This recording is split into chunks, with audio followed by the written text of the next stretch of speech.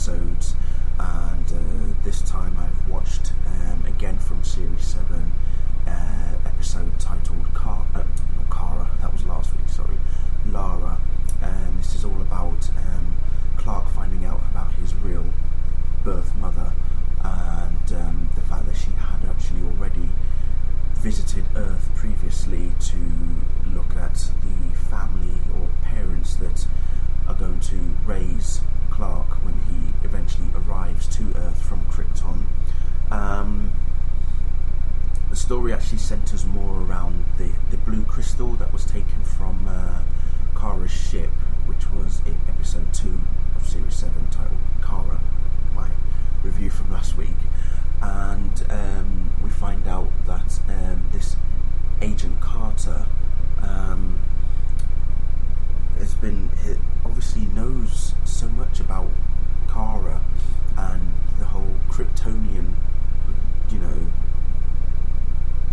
thing, as it were, background and such. So he obviously knows about the crystal and all sorts. The interesting thing about watching these past episodes is looking at the likes of Lex Luthor and Lionel Luthor, and it was almost,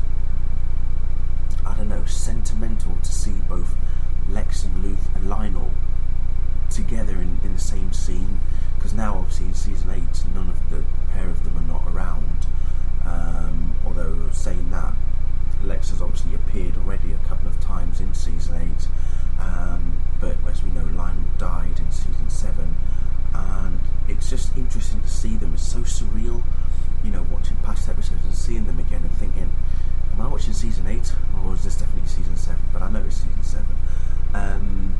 But as I say, the story centres more about Kara and the blue crystal, and the real reason that we actually know why the blue crystal was actually given to Kara by her father Zor-El, who's the brother of Clark's father Jor-El, was so that Zor-El could eventually be reborn, as it were, on Earth, along with Clark's mother Lara. Incidentally, Helen Slater, who plays Lara, who played the original Supergirl in the movie, that is, she is amazingly beautiful in this episode, and to see her 20 years later from the film to the TV show, it's amazing. Time has obviously done well for her. She looks really well. She looks very good. I think really the basis behind this particular episode was Kara finding the crystal, and then eventually we find out that Clark was the one who actually took the crystal, because when Kara went to the lab to find it, it wasn't there. Agent Carter and Kara both thought Lex took it. In actual fact, Lex didn't take it. It was actually Clark that took it, because at the end of the show we find out that he has the crystal because he says it contains his mother's DNA.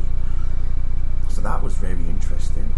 I remember the first time I saw it and watched it, and I was like, you cheeky bugger, how the hell did you manage to get a hold of that crystal? Kara's been looking for it. So I think it's when he went to save Kara, he obviously touched one of the electrodes that was on her body, and then the kryptonite-induced electrode sent him back to the past, as it were, to see Kara, Lara and Zor-El all in the same vicinity, as it were, at the Kent farm. And that's when he knew that his mother had really been to Earth, when he saw the photograph that was put in behind the picture of Martha Kent.